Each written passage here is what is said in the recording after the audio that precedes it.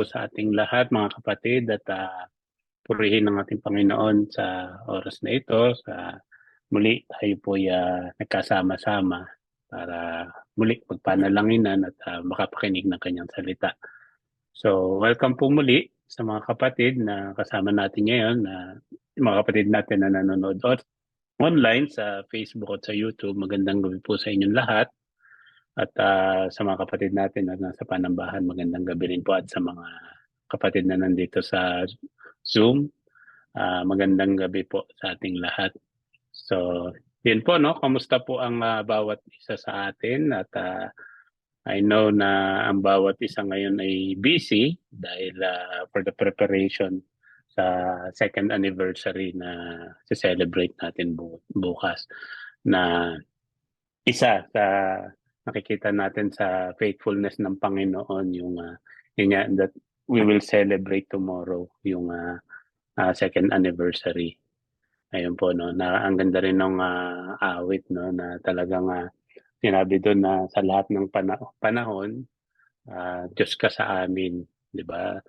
From past, ngayong present, and even in the future, talagang Diyos siya sa atin at talagang tapat siya sa atin. Kumbaga, ayun, no, sa pagpapatuloy natin sa ating devotion series, papag-uusapan natin ngayon is about faithfulness, no, yung katapatan or katapatan.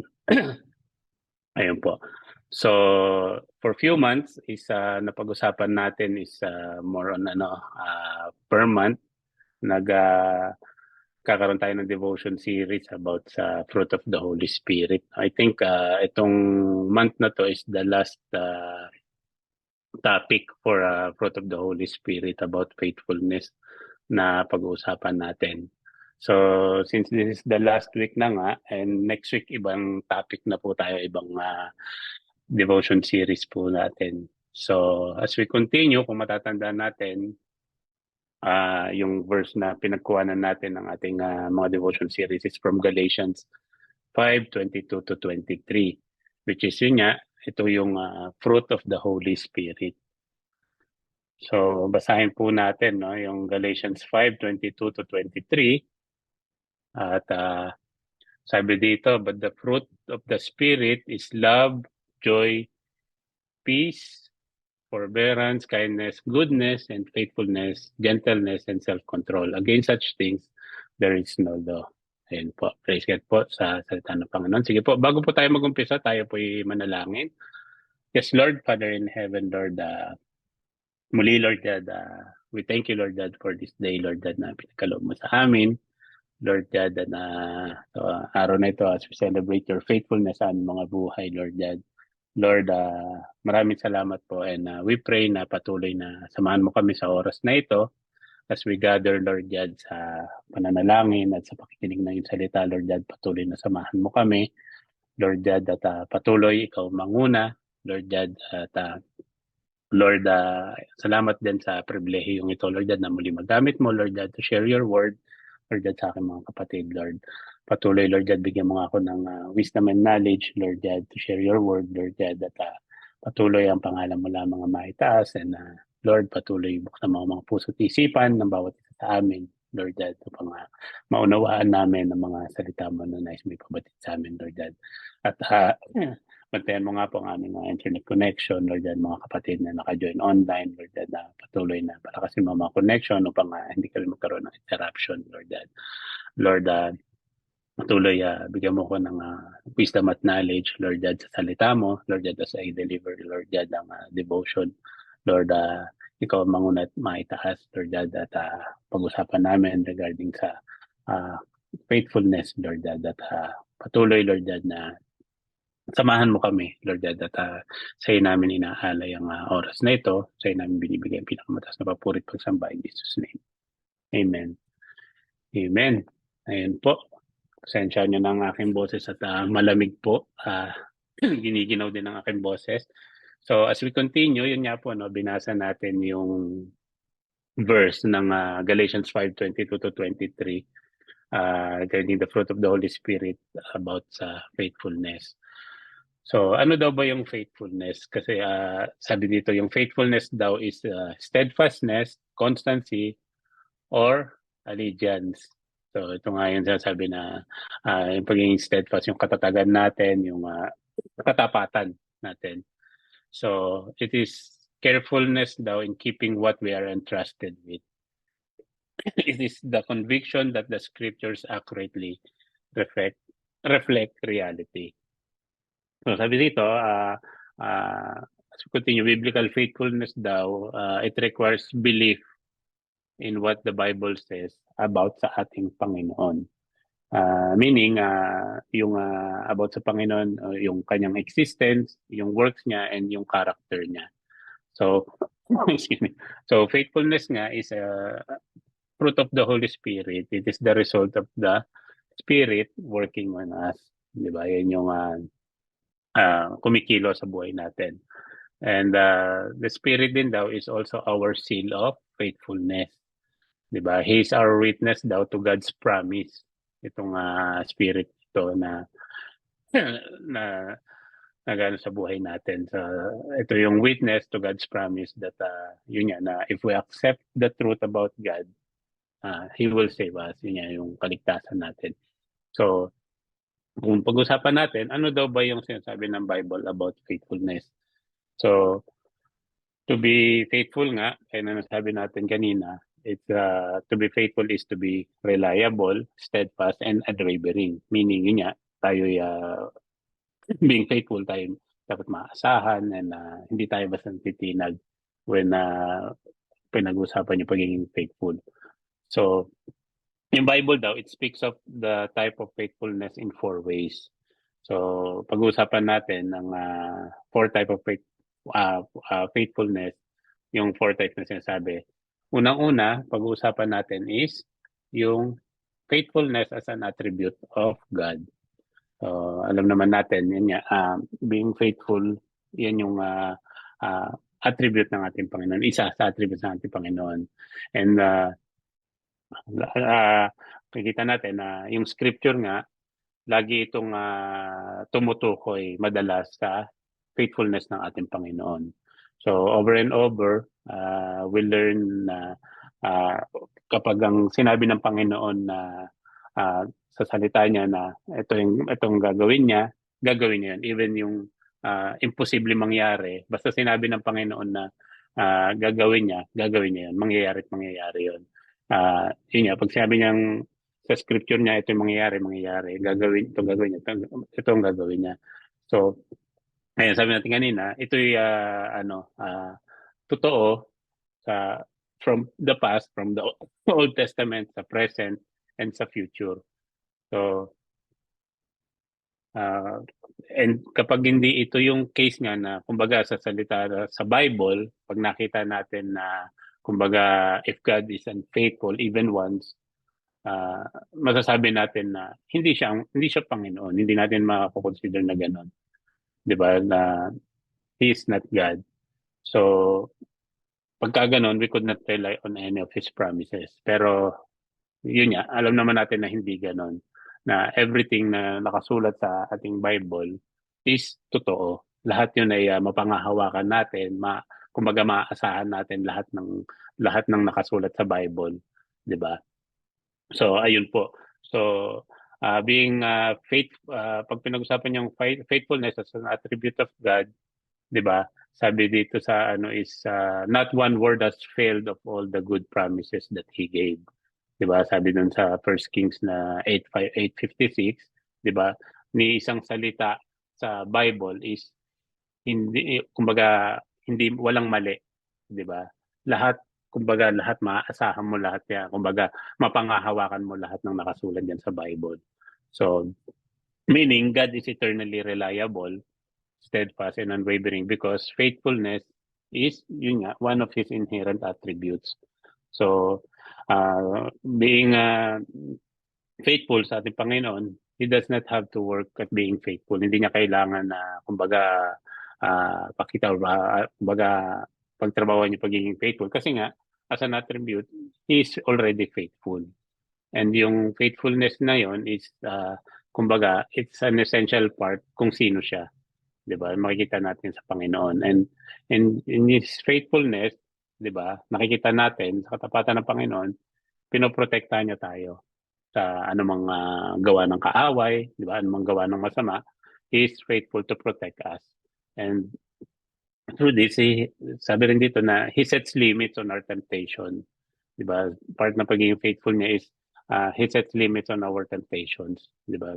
And isa pa, being faithful, He forgives yung mga kasalanan natin. Pinatawad niya yung mga kasalanan natin.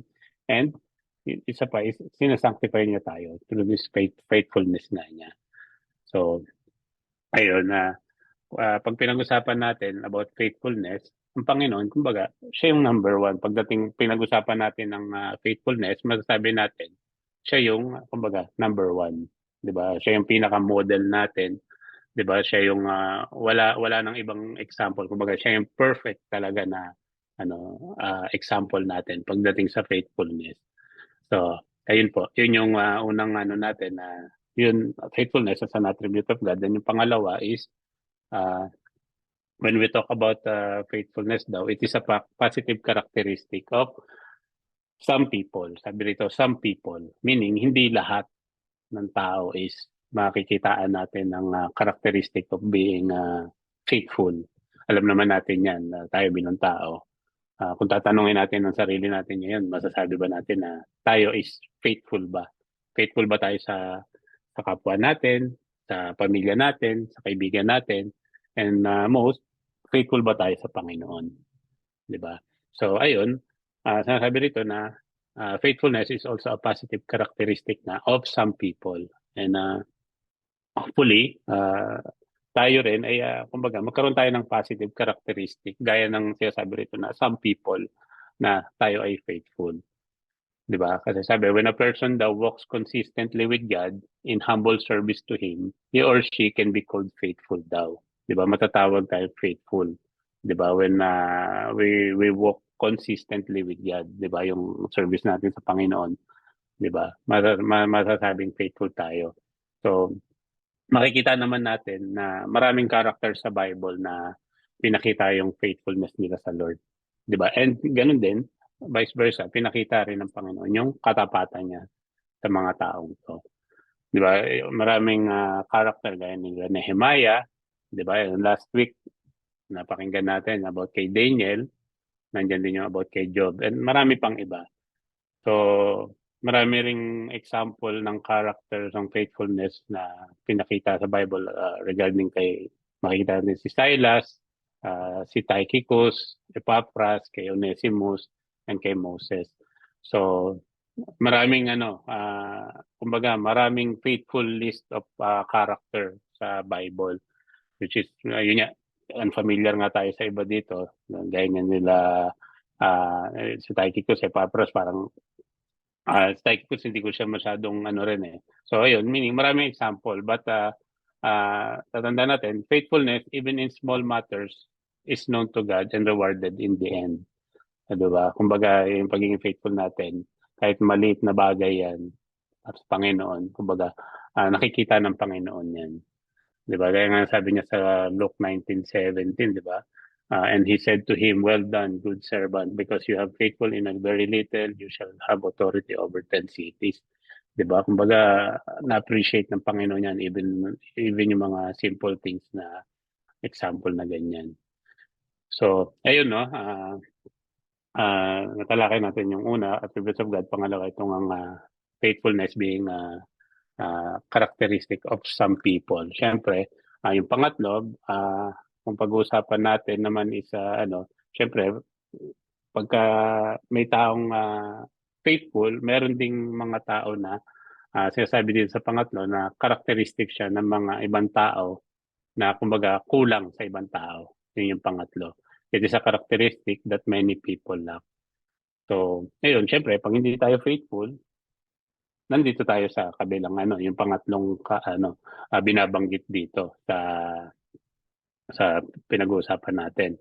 Sabi rito, the Bible also warns us of the consequence of unfaithfulness. Diba? And these warnings though are necessary because as the old hymn says, we are prone to wander, prone to leave the God I love.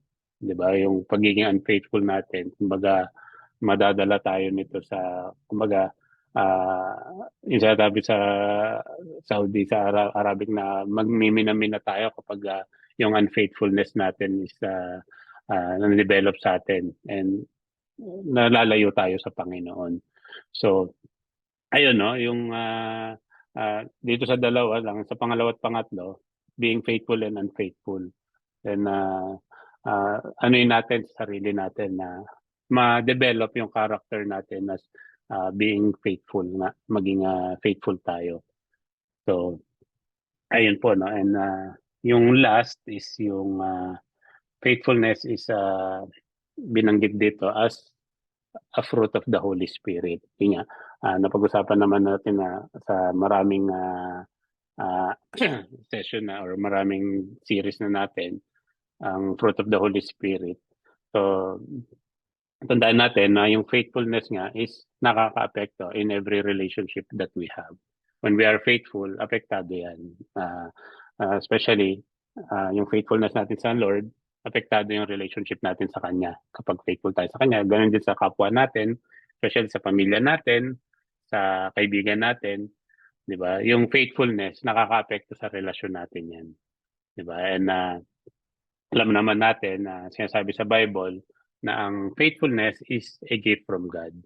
Alam natin yan na regalo yan from the Lord. Hindi yan yung kumbaga being faithful is inborn. Kumbaga ganun, hindi siya inborn. Kumbaga hindi tayo pinanganak na bagong panganak, ano na yan, faithful na yan. Hindi ganun. Kumbaga regalo to ng Panginoon na hindi yung physical ano lang natin na inborn na gano'n. Kumbaga, tanggap natin sa Panginoon yan. So, ito yung, kumbaga, when we receive Christ as Lord, nung tinanggap natin ng Panginoon, yung Holy Spirit indwells us. And yun nga, binigay sa atin yung blessing of love, joy, peace, and faithfulness. Ito nga yung fruit of the Holy Spirit na nakita natin sa Galatians 5 na to.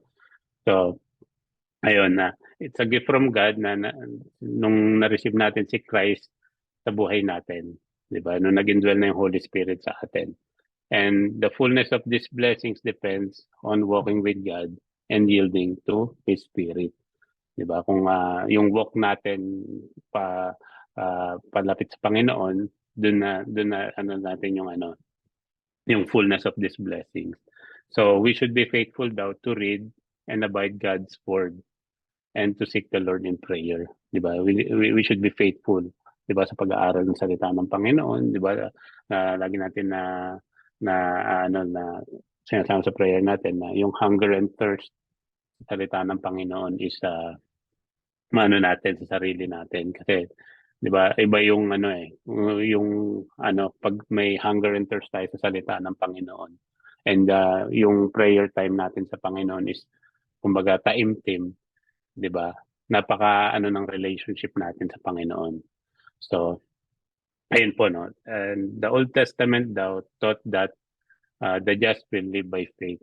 And yung truth na yun is quoted and amplified. Binanggit yun 3 times in New Testament. So we obtain that faith and our faithfulness by the grace of God. Diba? By the grace of God, natin yun.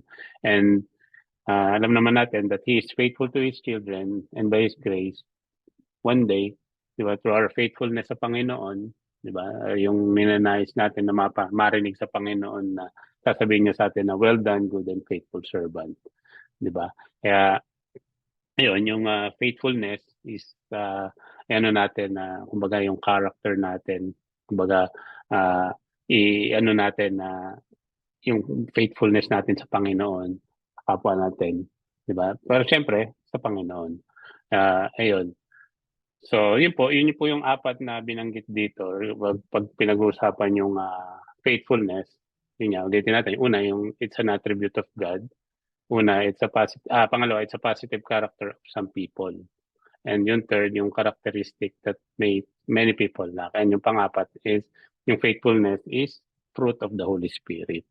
So, yun po yung 4 na natin. And may share lang din po ako na bago tayo matapos yung kwento, kung natatandaan natin, alam na ng karamihan to or lahat sa atin alam to. Yung last time is napag-usapan natin is about Daniel din. So ngayon, ano yun natin, yung kwento about sa Daniel 3:16 to 18. Kung natatandaan natin yung kwento ni Shadrach, Meshach at ni Abednego, di ba? So, alam naman natin yung kwento noon na inutos ni si Haring Nebuchadnezzar, di ba kilala natin siya na siya yung hari na nagpatayo ng golden statue. Di ba nagpatayo siya ng gintong rebulto and inutos niya na sambahin yung rebultong to. So, yun nga, nagpagawa siya ng rebulto. Napakataas na rebulto nito. Tapos, mapanood na rin natin to sa ano mga Bible clips ng mga bata na papanood natin. So, simple, nagpatayo siya, inutos niya na kapag nagpatugtog sila ng ang trumpet or pag tumunog yung sound na yon, luluhod sila and sasambahin nila yung rebulto. And yung pag may mga taong hindi sumamba, ay may karampatang parusa kapag hindi lumuhod.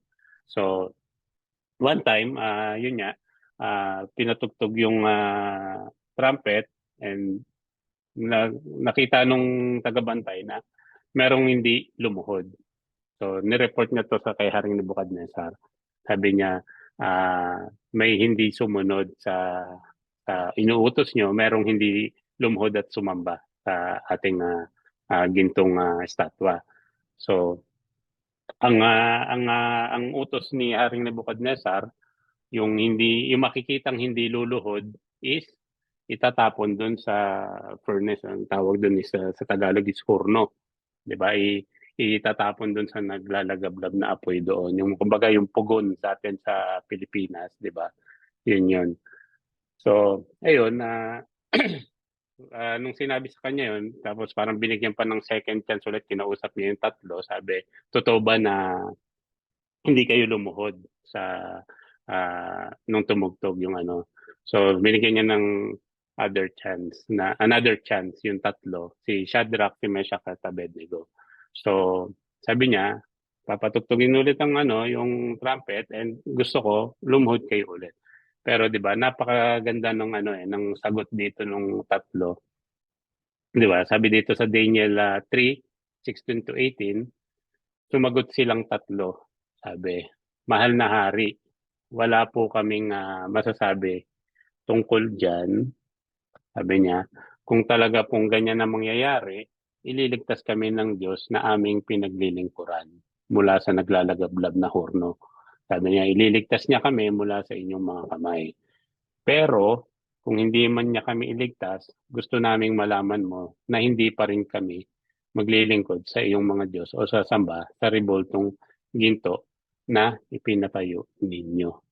O, di ba? Yung, kumbaga, yung sagot nila, ah, yung faithfulness nila sa Panginoon sa pananampalataya nila sa Panginoon is pinakita nila dito. Di ba? Na, yun nga, ah, kumbaga, kahit patugtugin nyo ulit, hindi pa rin kami luluhod. Hindi pa rin kami sasamba dyan. And they know na ililigtas sila ng Panginoon. Kung sabi nga, kung hindi man, okay lang din. Kumbaga, kung hindi man kami maligtas diyan, okay pa rin. 'Di ba? Kumbaga hindi pa rin nila gagawin 'yun. So, yung sagot nila na 'yon, syempre, ang ng hari is nagalit. Syempre, nagalit yung hari. Kaya ang nangyari, pinatapon sila sa doon sa furnace. Kung matatanda natin yung kwento, 'di ba? Habang dinadala sila doon, pinaano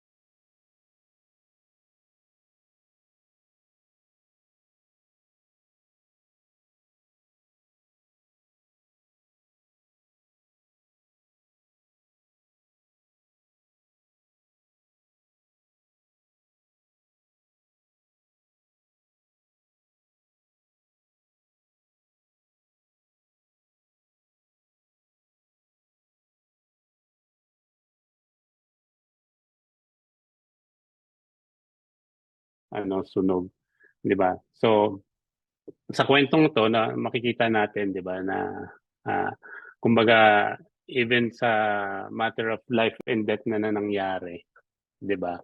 Ah, naging tapat pa rin sila sa pananampalataya nila sa Panginoon. Hindi nila binitawan yung pananampalataya nila at patuloy na naging tapat sila na patuloy ang Panginoon lang ang sasambahin nila, 'di ba? And sa buhay natin, 'di ba, kung i-relate natin, 'di ba? Tayo ba sa buhay natin, 'di ba? Kaya ba din natin na maging tapat sa Panginoon gaya ng na-experience nila Shadrach, Meshach at Abednego. Kasi kung makikita natin, 'di ba? Sa buhay na lang din natin ngayon. Even ako, inamin ko, minsan compromise natin yung faith natin, 'di ba? Yung katapatan natin sa Panginoon, 'di ba? Na nako-compromise natin 'yon, 'di ba? Kumbaga even sa simple things lang, 'di ba? Kumbaga minsan nga pag inano lang tayo na kapatid, ikaw lead ng prayer, 'di ba? Kumbaga parang ba't ako? 'Di ba? Kumbaga ayaw natin minsan sa puso natin, 'di ba? Yung mga simpleng bagay na ganun. What more pa kaya pagka kumbaga matter of life and death na yung is yung katapatan ba natin sa Panginoon is kaya natin ibigay. Pag matter of life and death na kagaya ng na-experience ni Shadrach, Meshach at ni Abednego, 'di ba? Yun po. And nakita rin natin yung katapatan ng Panginoon sa kanila, yung faithfulness ng Panginoon. Talagang niligtas ng Panginoon si Shadrach, Meshach at Abednego sa pagkakataong ito. So, may natatandaan akong kwento. Hindi siya kwentong barbero. Kumbaga, nangyari daw siya sa Saudi Arabia. Kinuwento siya nung naging kaklase namin dyan sa yung sa pag-aaral sa DIT. Nakwento niya yon na somewhere, hindi siya sa Jeddah, parang province na siya ng Saudi Arabia. During that time, matagal na yun is talagang nung kahigpitan pa ng ng bawal yung magsamba-samba. Ah, Sabi niya, totoong kwento siya na kumbaga may pagkakataon dati na yun niya yung pine-persecute yung mga ang kwento niya is talagang pinapatay yung kumbaga nasa kabilang building sila, nakikita niya yung situation doon sa bandang kabilang side ng building na kumbaga tinatanong daw yung is kung Muslim or Christian, 'di ba? Hindi yata Saudi yan. Basta Middle East area, siya, part na na-experience daw niya na gano'n niya. Tinatanong, pag sinabi mong Christian ka, papatayin ka. So may isang pastor daw doon na na tinanong, sabi sa kanya, Christian ka or Muslim? Sinabi daw ng pastor is Muslim siya. So in-spare yung buhay niya, hindi siya pinatay. 'Di ba? So yung katapatan natin sa Panginoon, yung 'di ba, kinompromise natin to save our lives, 'di ba? Yung physical life natin, 'di ba? And kinuwento niya na yung pastor daw na yon, kada magte-testify daw ngayon about sa nangyari sa kanyang ganon is umiiyak daw yung pastor. Umiiyak siya na kasi nga kinompromise niya yung faith niya, yung pananampalataya niya, and yung faithfulness na niya sa Panginoon is, 'di ba, to spare yung buhay niya. Ayun. So sa buhay natin, 'di ba, tayo bilang tao, pag dumating sa punto na kumbaga gipitan na, 'di ba? Kaya pa rin ba nating maging tapat sa ating Panginoon? Kahit sabihin natin sa mga simple lang, sa mga simple situation lang, 'di ba? Minsan yun, gaya sabi natin, mga simple situation yan, minsan yung katapatan natin sa Panginoon sa paglilingkod is nawawala nga. 'Di ba? Na kumbaga nako-compromise natin, 'di ba? Napapangunahan tayo minsan hindi, may gagawin pa ako eh. May kumbaga kailangan yung service ko sa Panginoon, 'di ba? Or sabihin na lang natin minsan sa gawain sa simba, 'di ba? Pag-attend ng gawain, 'di ba? Nagiging yung katapatan natin sa pag-attend ng gawain minsan nako-compromise din. Hindi, kailangan ko munang magpunta ng bata, 'di ba? Kailangan ko maglaba, kailangan ko ng ganito. So, ayun no, iyan natin yung sarili natin na 'di ba yung ano natin yung katapatan natin sa Panginoon. Like, lalo-lalo na kahit yung mga simpleng bagay na ganyan. 'Di ba? Sabi nga, unahin natin ang Panginoon, Matthew 6:33, 'di ba? Hindi naman buong araw na ng Friday atin ka ng gawain na, 'di ba? Ano lang 'yun, isang oras mahigit lang atin ka ng gawain din. Pwede yun, afternoon is pwede na tayong umuwi, gawin natin yung mga gagawin natin. So, ayun no, pinapaalala lang natin ng Panginoon na yung katapatan natin sa Kanya, 'di ba? Na kumbaga i-ano natin, ipagpatuloy natin, kumbaga i-develop natin, 'di ba, yung faithfulness natin sa Panginoon. Being faithful nga, hindi lang naman sa mga bagay na 'yon. Gaya na nabanggit din natin kanina, yung pag-aaral ng salita ng Panginoon, 'di ba? Papakita natin yung faithfulness natin sa Kanya, 'di ba? Yung pag-aaral ng salita ng Panginoon, yung pakikipagniig natin sa Kanya, pakikipag-usap natin sa Kanya. Ayun po. So, ayun po, no? Yun lang po ang ating devotion ngayong gabing ito. And maraming salamat po and glory to God and God bless po. And bago tayo mag-ano is let us pray. Yes, Lord, Father in heaven, Lord. Muli, Lord God, salamat po, Lord God, sa salita mo, Lord God, na aming napakinggan at napag-aralan, Lord God.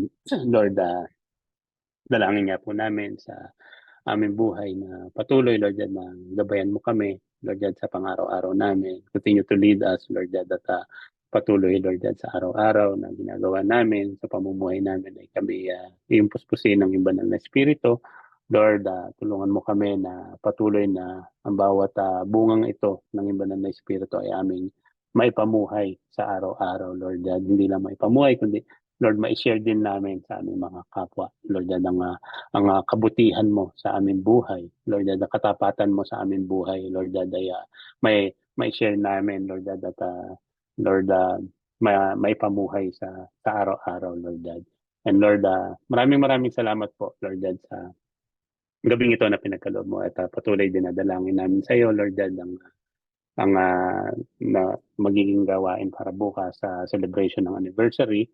Lord, we pray na continue to guide and lead ang bawat isa, Lord God, na magpe-prepare, Lord God, at ang mga lingkod mo na gagamitin mo, Lord God, I continue to bless them, Lord God, and fill them with your Holy Spirit. Lord God, give them your anointing, Lord God, at patuloy, Lord God, we pray, Lord God, na magkaroon ng victorious celebration bukas at patuloy na ikaw ang manguna at patuloy na ikaw lang ang maitaas. Lord, sa bawat taong dadalo, Lord God, dalangin namin na buksan mo ang kanilang mga puso at isipan, Lord God, sa pakikinig ng iyong salita, Lord God, at dalangin namin na sila'y hindi uuwi, Lord God, na hindi dala ang magandang balita na nagmumula sa iyo, Lord God. Lord, maraming salamat po, Lord God, sa iyong katapatan, sa iyong mga lingkod, sa iyong sa Potter's House, Lord God. At Lord, maraming salamat po na patuloy sa nagdaang 2 taon na ipatuloy na sinamahan mo kami, Lord God, sa sa iyong sa mga salita sa araw-araw, Lord God, at sa kada worship service, Lord God. Muli, Lord God, sa iyo namin binabalik ang pinakamataas na papuri at pagsamba in Jesus' name. Amen. Salamat po. God bless.